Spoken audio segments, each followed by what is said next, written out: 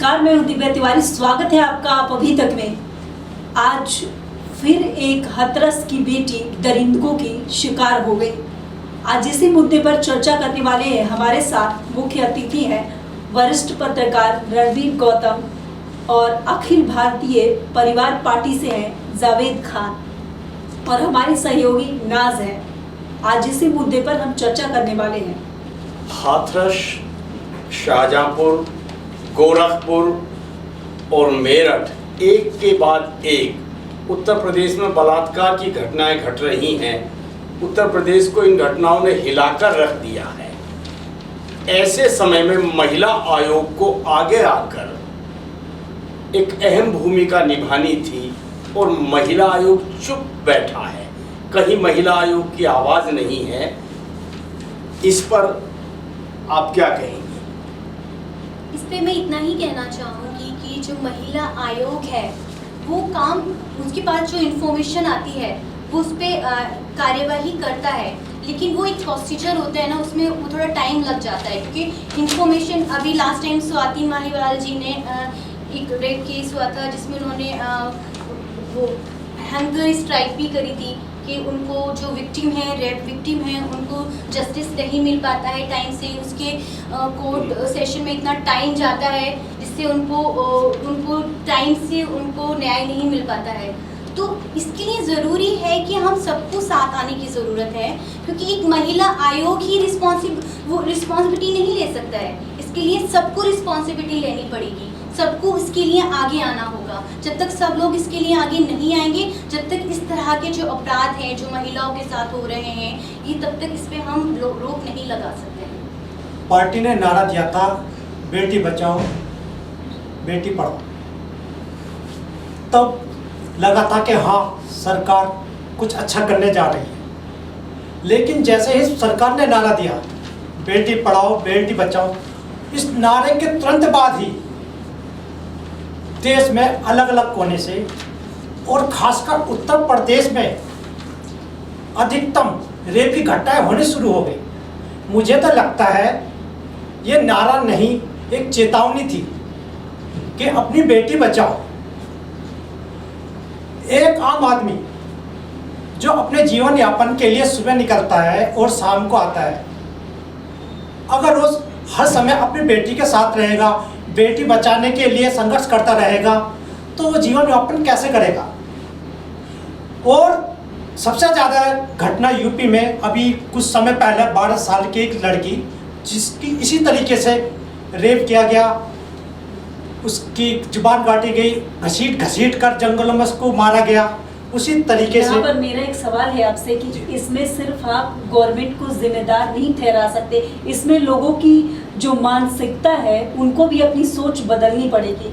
इसमें सिर्फ सरकार रिस्पॉन्सिबल नहीं है। हाँ, सरकार रिस्पॉन्सिबल है, प्रशासन रिस्पॉन्सिबल है कि जब उसके पास लोग या पीड़िता के फैमिली परिजन, इसमें भी आरोप लग रहे हैं प्रशासन के ऊपर कि जब पीड़िता के परिजन गए थे तो जो है पुलिस मामले FIR दर्ज करने में या उनकी मदद करने में और लापरवाही, पुलिस की तरफ से लापरवाही बरती गई है। लेकिन इसमें कहीं ना कहीं लोगों की जो मानसिकता है, लोगों की अपनी सोच बदलनी पड़ेगी। इसमें सिर्फ आप सरकार के ऊपर नहीं थोप सकते। देखिए, आपने सही कहा, सरकार के ऊपर क्यों नहीं थोप सकते?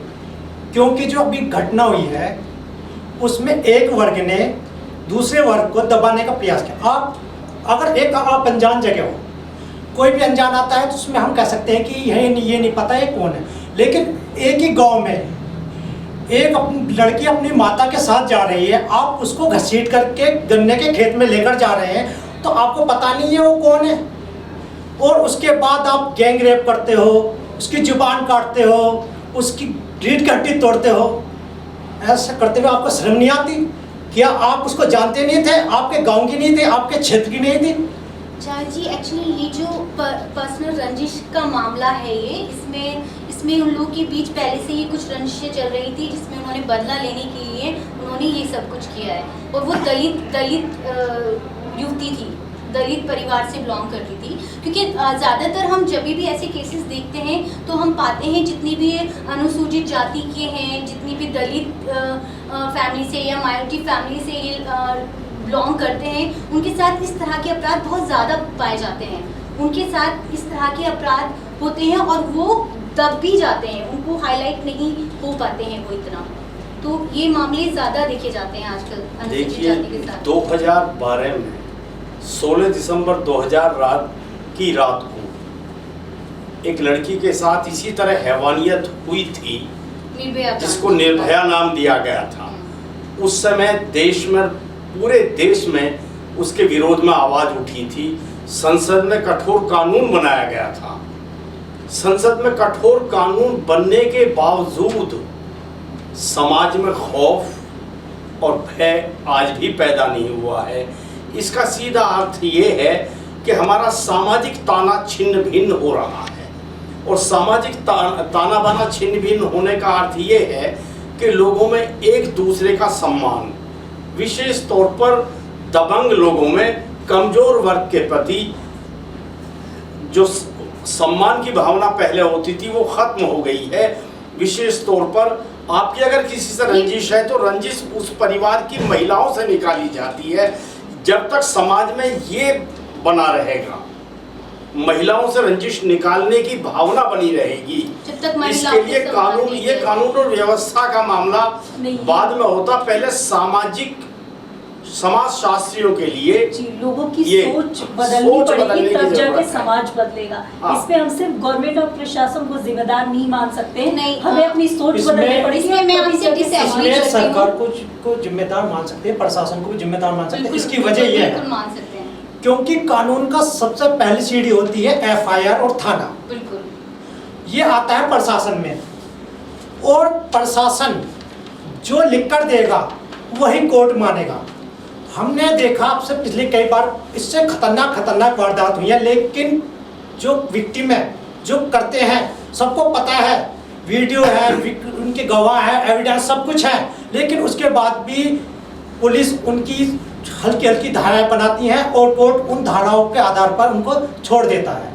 तो इसमें सबसे पहला जो हमें एफआईआर है, जो प्रथम सीढ़ी है, जो प्रशासन है, वो ढील देता है।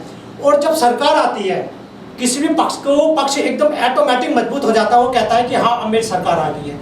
और उसके बाद वो देखता है कि मेरा ये दुश्मन है, ये दुश्मन है। फिर उसको धीरे धीरे किसी भी तरीके से फंसाना शुरू करता है, मारना शुरू करता है। उसको पता है क्योंकि थाने सबसे ये कहीं जाएंगे, थाने में ही जाएंगे, और थाने में मैं इनकी धाराएं हल्की करा दूंगा और मैं बच जाऊंगा। मैं बिल्कुल एग्री करती हूँ इस बात से, क्योंकि अभी जब ये केस मेरा कहना है कि इसमें सिर्फ प्रशासन और सरकार की जिम्मेदारी नहीं है, सिर्फ प्रशासन और सरकार जिम्मेदार नहीं है, इसमें लोगों को भी अपनी सोच बदलनी पड़ेगी। अगर एफआईआर ही रजिस्टर नहीं होगी, सही इंफॉर्मेशन नहीं पाएगी, तो उस पे कैसे हम कार्रवाई की जाएगी? देखिए दिव्या जी, इस मामले में, हाथरस वाले मामले में भी एफआईआर 14 सितंबर की घटना थी। छेड़छाड़ की धाराओं में मामला दर्ज किया। बिल्कुल। रेप की धाराओं में मामला दर्ज होते होते 8 दिन लग गए। अपराधी पहले दिन एक गिरफ्तार हुआ, बाकी सब खुले घूमते रहे। आखिरी और चौथा अपराधी 27 सितंबर को गिरफ्तार किया गया है। पुलिस ने पूरा प्रयास किया है मामले को दबाने का पूरा। तो ये मानसिकता, जब तक पुलिस की मानसिकता नहीं बदलेगी, तब तक समाज की मानसिकता भी तभी बदलेगी जब इसका उदाहरण मैं अभी आपको देता हूँ। ये जो रेप के केसेस होते हैं, ये तब तक मामला तूल नहीं पकड़ता है जब तक कि जो पीड़िता है उसकी या तो मौत नहीं हो जाती है, या कुछ। अब ये वाला जो केस था, इसने भी मामले को तूल, निर्भया केस का तूल तब पकड़ा गया जब उसकी डेथ होगी, जब उसकी हत्या हुई। आपका ये कहा है लोगों की मानसिकता में, इसका भी आपको एग्जाम्पल देता हूँ बिल्कुल ताज़ा।